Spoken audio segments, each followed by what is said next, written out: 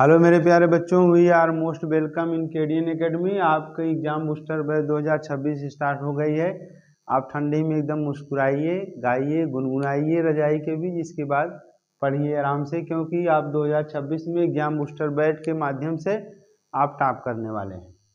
चलिए, एक बहुत इंपॉर्टेंट क्वेश्चन है आपका इलेक्ट्रिसिटी से रिलेटेड, जो 2026 में आने की पूरी उम्मीद है कि दो प्रतिरोधों को श्रेणी क्रम में जोड़ने पर तुल्य प्रतिरोध 25 ओम आता है, समांतर क्रम में जोड़ने पर 4 ओम आता है, तो प्रत्येक तार का प्रतिरोध ज्ञात कीजिए। बहुत इंपॉर्टेंट क्वेश्चन है।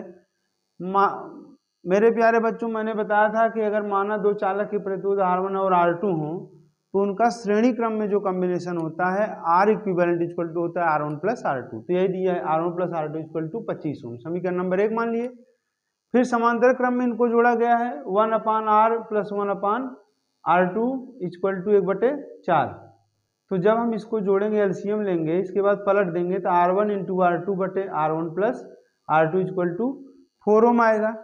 लेकिन आप एक चीज़ ये देख रहे हैं कि इसको थोड़ा सा बच्चे यहाँ पे कंफ्यूज हो जाएंगे, तो मैं इसको यहाँ पे सॉल्व कर दे रहा हूँ कि अगर हम इसका एलसीएम ले लें तो R1 इंटू R2 हो जाएगा R1 plus R2 is equal to 1/4 हो गया ओम।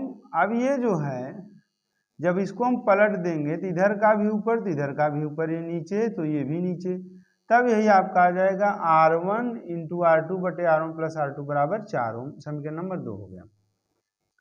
अब इसके बाद R1 प्लस R2 का मान समीकरण 1 से 2 में रख देंगे जब हम 25 ओम, तो क्या हो जाएगा आपका, तब यहाँ पे R1 इंटू R2 बटे 25 बराबर 4 ओम, तो क्रॉस मल्टीप्लाई हो जाएगा, तो R1 इंटू R2 बराबर 100 ओम आ जाएगा। इसके बाद एक फार्मूला होता है R1 माइनस R2 का whole square equal to R1 plus R2 का whole square minus 4R1 into R2।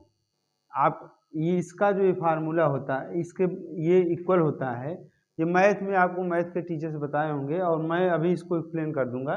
तो यहाँ से R1 माइनस R2 का whole square equal to R1 plus R2, R1 plus R2 का मान कितना है 25 है, 25 का वर्ग माइनस 4 गुणे R1 इंटू R2 का मान कितना है 100 है आपका, कितना है 100 है। तो यहाँ पर जब आप रखेंगे तो R1 माइनस R2 का होल स्क्वायर इक्वल टू 25 में 625 माइनस 400 बराबर 225।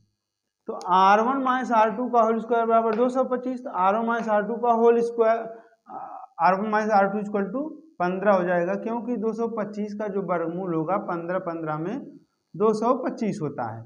इसके बाद समीकरण 1 और 4, समीकरण नंबर 1 है 4 है, आपस में जब हम जोड़ देंगे तो ये R2 माइनस प्लस कैंसिल हो जाएगा, बचेगा क्या R1 plus R1। 2R1 equal to कितना आएगा आपका 25 ओम प्लस 15 40 ओम, तो R1 इक्वल टू 40 बटे 2 बराबर 20 ओम। अब R1 का मान समीकरण 1 में रख दीजिए, तो 20 ohm plus R2 equal to 25 ohm, तो यहाँ पे R2 इक्वल टू 25 माइनस 20 बराबर 5 ओम।